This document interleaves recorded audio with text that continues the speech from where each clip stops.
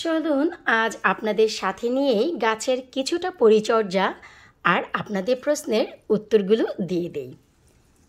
এত বেশি প্রশ্ন এসেছে যে প্রশ্নের উত্তরগুলো লিখে দেওয়া আসলে সম্ভব হচ্ছে না। বিভিন্ন জায়গা থেকে কানাডা, ইউএসএ, ইউকে। তো চিন্তা করলাম আমি ঘরোয়া কিছু গাছের পরিচর্যার সাথে সাথে আপনাদের এই প্রশ্নের উত্তরগুলো দিতে চাচ্ছি। হ্যালো এভরিওয়ান, আসসালামু আলাইকুম। কেমন আছেন আপনারা সবাই? আলহামদুলিল্লাহ, আমি তো অনেক ভালো আছি।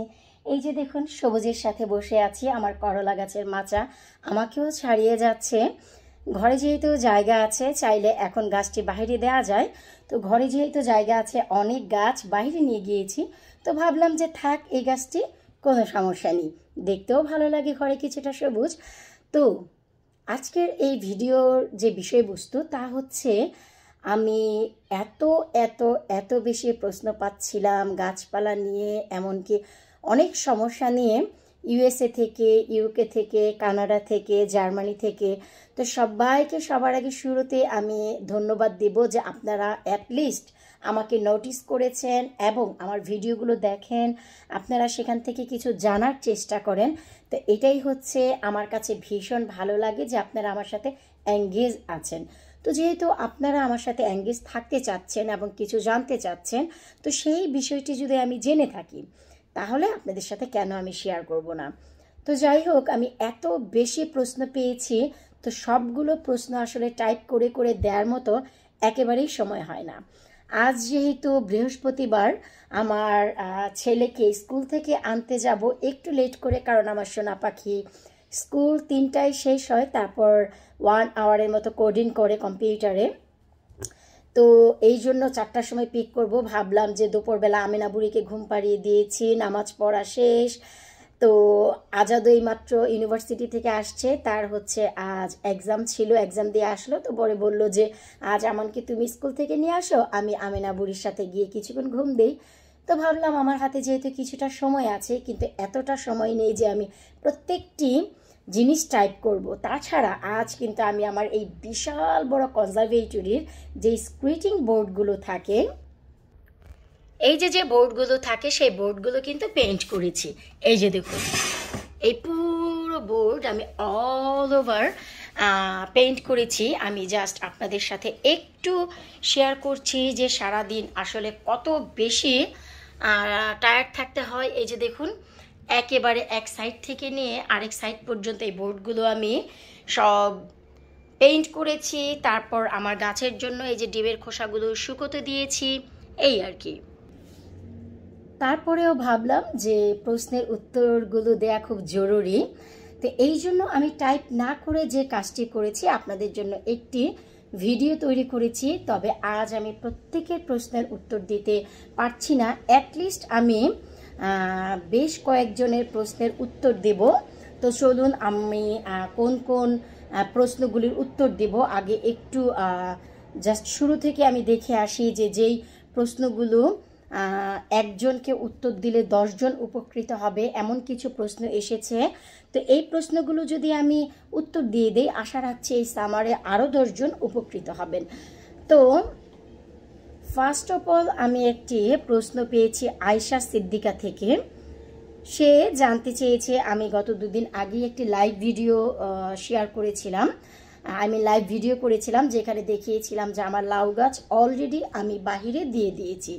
তো সে জানতে চাচ্ছিল যে আমি কি সেই লাউয়ের গাছটি পটে দিয়েছি না মেইন গার্ডেনে দিয়েছি। তো এটাই হচ্ছে তার প্রশ্ন ছিল যে আপু জানাবেন। তো আমি আপনাদেরকে একটি কথাই বলবো যে এসব দেশে মেইন মাটি থেকে যদি আপনারা বড় বড় পটে গার্ডেনিং করেন, এতে ফলন অনেক বেশি ভালো হয়। আমি শুধু মেইন মাটিতে প্রিফার করি এই জন্য, কারণ সামারের অনেক বড় হলিডেতে আমি বাংলাদেশে যাই না, কিন্তু আমি ইউরোপের যে কোনো 1-2টি দেশে যাই। সেই সময় আমার গাছগুলো যদি পটে থাকে, তাহলে কিন্তু পানি দেওয়ার অভাবে গাছগুলো মরে যাবে। আর যদি মেইন মাটিতে থাকে, তবে কিন্তু অ্যাটলিস্ট 1 সপ্তাহের ভিতরে যদি 2 দিন বাদ দেন, 5 দিন তারা পানি ছাড়া বাঁচবে, কারণ শিকড় মাটির নিচ থেকে অলমোস্ট পানি নিয়ে নেবে। তাই আমি প্রিফার করি গাছ হলিডেতে যাওয়ার জন্য গার্ডেনে দেয়া। কিন্তু যারা এত লম্বা হলিডেতে যাবেন না 1-2 সপ্তাহের জন্য, বা 1-2বার ইউরোপেও যাবেন না, বা বাংলাদেশে যদি যান তাদের সেই ক্ষেত্রে তো বলবো গার্ডেনিংয়েরই দরকার নেই, কারণ এত কষ্ট করে গাছ বানিয়ে মেরে ফেলার কোনো প্রয়োজন নেই। তো আপনারা যারা অলওয়েজ টেক কেয়ার করতে পারবেন, অবশ্যই বড় বড় পটে লাউয়ের গাছগুলো দিবেন, এতে অনেক বেশি উপকৃত হবেন। যতটুকু খাদ্যশস্য গাছের পটে দিবেন ঠিক ততটুকু খাদ্যশস্যই গাছের শিকড় পাবে। আর মেন মাটিতে যে খাবারটা আপনারা দিবেন তা কিন্তু সেই খাবারগুলো আমাদের যেই গাছের জন্য দেয়া হয় সে গাছ সহ আশেপাশে অনেক গাছ শোষণ করে নেয়, এতে করে মেন গাছে খাদ্যটি একটু কম পায়, যেই কারণে পরিমাণে একটু বেশি দিতে হয়। তো আপনার প্রশ্ন ছিল হচ্ছে যে আমার গাছটি আমি কোথায় দিয়েছি। আমার গাছটি এবার আমি বড় পটে দিয়েছি, কারণ এবার ইউরোপে গেলেও আমি খুব বেশি দিনের জন্য নয়, হয়তো বা 2 থেকে 3 দিন, আর এই 2-3 দিন আমি কাউকে না কাউকে তো ম্যানেজ করে ব্যবস্থা করেই যাব। গত বছর যখন গিয়েছিলাম ম্যানচেস্টার, সৌরভ ভাইয়া এসে আমার গার্ডেনে পানি দিয়ে গিয়েছিল, এবারও ভাইয়াকে রিকোয়েস্ট করব। তাছাড়া এবার তন্নি এবং শুভেন্দু ভাইয়াও আছে, তাদেরকেও রিকোয়েস্ট করব যেন 1-2 দিন আমার গাছগুলো টেক কেয়ার করে। তাই আমার লাউয়ের গাছগুলো আমি গার্ডেনে দিয়েছি। এরপর আরও একটি প্রশ্ন আমি পেয়েছি বিউটিফুল ওয়ার্ল্ড থেকে। সে লিখেছে যে আপু, আপনি কি শুধু নতুন মাটি ইউজ করেন? পুরনো মাটি কি নতুন গাছের পটে দেওয়া যাবে? It's a good question. এই কোয়েশ্চেনটি শুধু আপনিই নয়, আমি অনেকের কাছ থেকে পেয়েছি। অ্যারাউন্ড 50 to 60 পিপল আমাকে এই প্রশ্নটি করেছে যে আমরা কি পুরনো মাটি ব্যবহার করতে পারবো কি পারবো না। ইয়েস, অফকোর্স, আমি নিজেও পুরানো মাটি ব্যবহার করি, তবে একটি পটে যতটুকু লাইক 50-60 ইঞ্চের একটি পটে যতটুকু পুরনো মাটি থাকবে, আই মিন লাস্ট ইয়ারে, সেই মাটি আপনারা হাফ থেকেও কিছুটা বেশি নেবেন এবং তার সাথে আরও ঘরোয়া বেশ কিছু জিনিস দিয়ে বাকি মাটি তৈরি করতে হবে। যেমন আপনি যদি হাফের একটু বেশি পুরনো মাটি নেন, সেখানে 25% আপনাকে নতুন কম্পোস্ট দিতে হবে, তার সাথে দিতে হবে কিভাবে মাটি তৈরি করা হয় সেই জিনিসগুলো। তো আজ আর আমি তা আপনাদের বলছি না যে মাটি তৈরি কিভাবে করতে হয়। একটি নতুন গাছের জন্য মাটি অবশ্যই তৈরি করতে হয়। তো এর জন্য আপনারা পুরনো মাটিগুলো ফেলে না দিয়ে সেখান থেকে আপনারা হাফ থেকে কিছুটা বেশি ব্যবহার করবেন, তার সাথে 25 to 30% নিউ কম্পোস্ট অ্যাড করবেন এবং আরও বেশ কিছু এলিমেন্ট অ্যাড করে সেখানে আপনারা গাছ ব্যবহার করতে পারবেন। তার মানে হচ্ছে আপনার যে প্রশ্ন ছিল পুরনো মাটি কি নতুন গাছের পটে দেয়া যাবে কি না, অফকোর্স দেয়া যাবে। সেই ক্ষেত্রে নতুন কিছু মাটি সাথে অ্যাড করতে হবে, ব্যাস এতেই হলো। এরপর চলুন দেখি যে আমাদেরকে আর কে কে প্রশ্ন করেছে। ওকে, এরপর একটি প্রশ্ন এসেছে, ইটস মি, নট মি, প্রশ্নটি এসেছে ইটস মি থেকে। তো সে প্রশ্ন করেছে, আপু, আমার আউটসাইডে অনেক গ্রাস মাটি রেডি করলেও গ্রাস উইড ফুলফিল হয়ে যাচ্ছে, কিভাবে বেড রেডি করব প্লিজ জানাবেন। এই যে একটি প্রবলেম, এই প্রবলেমটি ফেস করে না এমন লোক ভীষণ কম আছে। কারণ আমরা গার্ডেনের বেটি, গার্ডেনের বেসমেন্টটি যতই ক্লিন করি আগাছা কিন্তু উঠেই যায়। কারণ আমরা যে ভুলটি করি তা হচ্ছে, সবার আগে আমি বলবো আমার এই ভিডিওর আইডিয়াটি যদি আপনাদের ভালো লাগে প্লিজ ভিডিওটি বেশি বেশি করে সবার সাথে শেয়ার করবেন, ফ্রেন্ডস ফ্যামিলির সাথেও, এতে করে তারাও এই সমস্যার সমাধানগুলো পাবে। কারণ এই যে সমস্যাগুলো এগুলো খুব কমন সমস্যা, সবাই ফেস করে, তাই এই যে কমন সমস্যাগুলো নিয়ে আমি ডিসকাস করছি। আর এতে করে ভিডিওটি একটু লম্বা হবে, কিন্তু আমি যেমন কি বললাম 8 থেকে 10 জনের প্রশ্নের উত্তর দেওয়ার চেষ্টা করবে এই ভিডিওতে, তো আমি তাই করছি। তো এই যে সমস্যা, আপনারা যারা এই প্রবলেম ফেস করছেন তারা বেশিরভাগই সামারে গার্ডেন ক্লিন করছেন, আই মিন ঠিক এই সময় থেকে, আই মিন মে মাস থেকে কিছুটা আগে। তো যেই কারণে এগুলো স্টেবল হয়ে গেছে, অলরেডি সামারের বাতাস তাদের গায়ে লেগে গেছে, তাই আপনারা ক্লিন করলেও আবার উঠে যাচ্ছে। তো আপনাদের যে কাজটি করণীয়, আমি যেভাবে করি, আপনারা বেসটি উইন্টারে ক্লিন করবেন। ডিসেম্বর জানুয়ারিতে মাটি এত বেশি সফট থাকে, কষ্ট হলেও সেই সময় আপনারা আপনাদের বেইজের একেবারে মাটির নিচ থেকে শিকড় তুলে তারপরে আপনারা রেখে দিবেন। এতে করে আপনাদের আগাছাগুলো আর উঠবে না, কারণ আপনারা কিন্তু অলরেডি একেবারে নিচের থেকে শিকড়টি তুলে ক্লিন করবেন। আর এই সময় মে মাসের দিকে যদি বলা যায় তবে কিন্তু আপনারা সেই শিকড় তুলতে পারবেন না। মাটি খুঁড়তে খুঁড়তে যেটা একটু শক্ত হয়ে গেছে, হাতের যে পাঞ্জা এটি ব্যথা হয়ে যাবে। তো সেই হিসেবে আপনারা এটি করতে পারেন। এরপরও যারা এই প্রবলেমটি ফেস করছেন, যে ডিসেম্বর জানুয়ারিতে ক্লিন করার পরেও আগাছা রয়ে গেছে, তাদের জন্য যে আজকের তথ্যটি, এই তথ্যটি আমি আশা রাখছি আপনাদের সবার উপকারে লাগবে। আর আমি একটু ভালো করে নিচ্ছি ক্যামেরাটি, এতে করে আপনারা বুঝতে পারবেন। ওকে, তো সেটি হচ্ছে আপনারা যখনই কোনো গার্ডেন সেন্টারে যাবেন দেখবেন সেখানে গ্রিন কালারের প্লাস্টিকের ব্যাগ পাওয়া যায়, যা হচ্ছে অনেকটা লুক লাইক আমাদের বাংলাদেশের বাজারের ব্যাগের মতন, যেসব ব্যাগগুলো নিয়ে আমরা বাজার করতে যাই বা সিমেন্ট থাকে সেই ধরনের মতন গ্রিন কালার। সেই বড় বড় প্লাস্টিকগুলো নিয়ে এসে আপনারা আপনাদের বেসমেন্টে বিছিয়ে দিবেন, দিয়ে তার উপরে কম্পোস্ট দিবেন। আপনারা সেখানে ফলন 100 থেকে 1000% পাবেন, কারণ সেই প্লাস্টিক ভেদ করে শিকড় উঠতে উঠতে 2 থেকে 3 বছর সময় লেগে যায়। এই জন্য বেস্ট ওয়ে হচ্ছে আপনারা আগে সেই প্লাস্টিকের বেসটি দিবেন, তারপর এগুলো আপনারা অ্যাভেলেবেল বিএনএম, হোমবার্গেন, বিএনকিউতে গার্ডেন সেন্টারে অ্যাভেলেবেল পেয়ে যাবেন গ্রিন কালারের প্লাস্টিকের ব্যাগগুলো, যা বেইজের উপরে দিয়ে তার উপরে আপনারা কম্পোস্ট দিবেন। সেই ক্ষেত্রে কম্পোস্ট দিয়েও আপনারা শেষ করতে পারবেন না, সেই ক্ষেত্রে আপনারা 1/2 ইউজ করবেন। হাফ হচ্ছে টপ সয়েল আর হাফ হচ্ছে কম্পোস্ট, এই দুটিকে কম্বাইন্ড করে আপনারা দিয়ে দিবেন, কারণ এত কম্পোস্ট বেসমেন্টের উপরে দেওয়া পসিবল না। সেই ক্ষেত্রে আপনারা মাটি আগে থেকেই প্রিপেয়ার করে রাখবেন কোনো ছোট গাছ দেওয়ার আগে। এরপরের যে প্রশ্নটি এসেছে তা হচ্ছে এটা হচ্ছে কাকন্স, আই থিঙ্ক।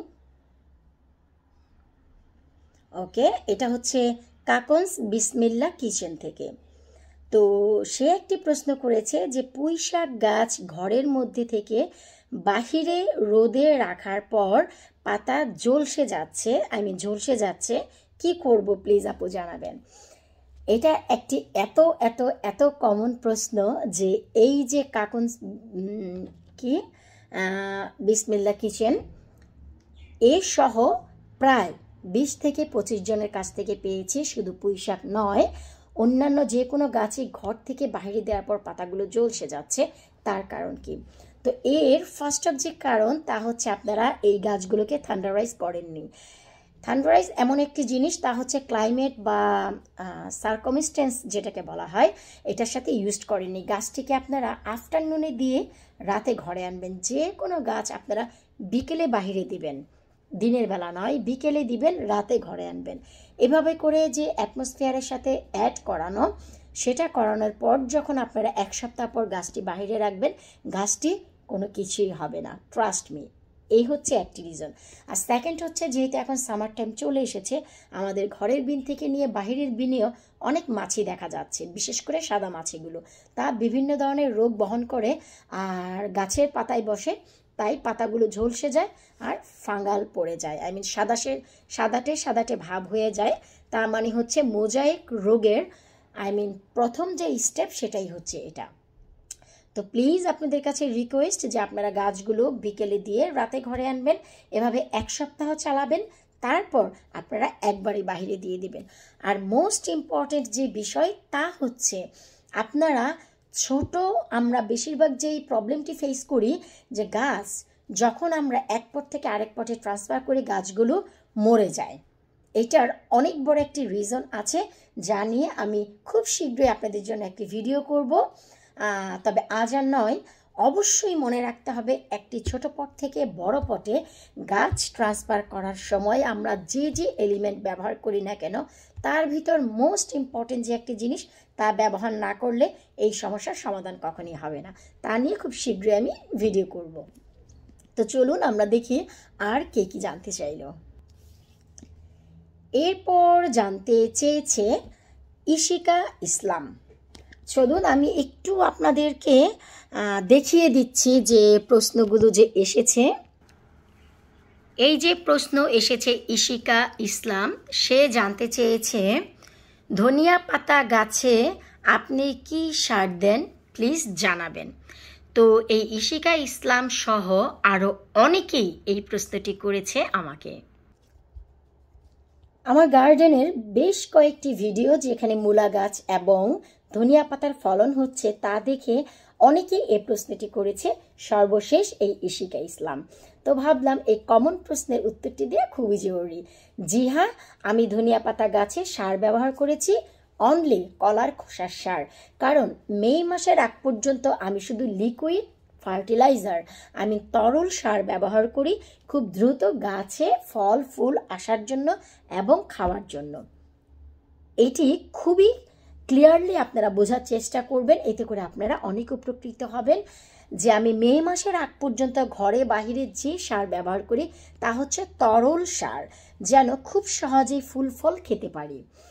আর যখনই মে মাসের পর আমি গাছে কোনো সার ব্যবহার করি তখন আমি শুকনো জৈব সার ব্যবহার করি। কারণ আমরা গরমের সময় মে মাসের পর থেকে গাছে কিন্তু পানি একটু বেশি দিতে হয়, অলমোস্ট এভরিডেই বিকেলে দেওয়া লাগে, বাহিরে গাছে পানি একটু রোদ উঠে।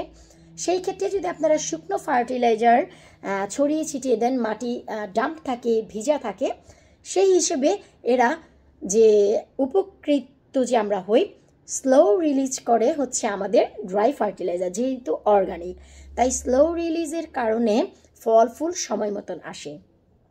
আর উইন্টারের সময় আমরা যদি শুকনো জৈব সার দিই সেগুলি স্টাক হয়ে যায় মাটির ভিতর। কারণ আমরা যারা শীতপ্রধান দেশে থাকি, মাটিগুলো এত বেশি ঠান্ডা থাকে, এত বেশি ঠান্ডা যে এখানে কোনো কাজই করে না শুকনো জৈব সার। কিন্তু তরল সার দিলে অ্যাটলিস্ট সারটি খুব সহজেই শিকড়ে গিয়ে পৌঁছায়, এতে করে ফুল ফল খুব ভালো আসে।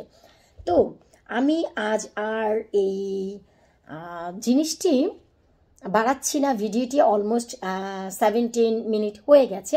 তো লাস্ট একটি প্রশ্ন, যে প্রশ্নটি প্রায় অনেকেই করেছে, অনেক দিন যাবৎ জানতে চাচ্ছে, সেটি হচ্ছে মিস ঝুমুর আক্তার প্রশ্নটি করেছে যে আপু, অ্যালোভেরা গাছে হলুদের পানি স্প্রে করলে কোনো সমস্যা হবে?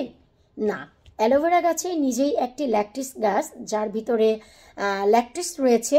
এতে কোনো প্রকারের বাগ কিলার, কোনো প্রকারের সার, তরল জৈব সার, যে কোনো ধরনের বাগ কিলার যদি ব্যবহার করেন গাছের কোনো ক্ষতি হবে না। কারণ এ হচ্ছে নিজেই নিজেই প্রোটেক্টিভ একটি প্লান্ট, কারণ এতে প্রচুর পরিমাণে ল্যাকটিস রয়েছে। আশা রাখবো আজকের এই ইনফরমেটিভ ভিডিওটি আমি আপনাদের কাছে খুব চমৎকারভাবে এক্সপ্লেন করতে পেরেছি। তারপরেও যদি কেউ না বোঝেন অবশ্যই এই ভিডিওর নিচে কমেন্ট করবেন, চেষ্টা করব আপনাদের প্রত্যেকেরই প্রশ্নের উত্তর দিতে। বিদায় নিচ্ছি আজকের মতো, আল্লাহ হাফিজ।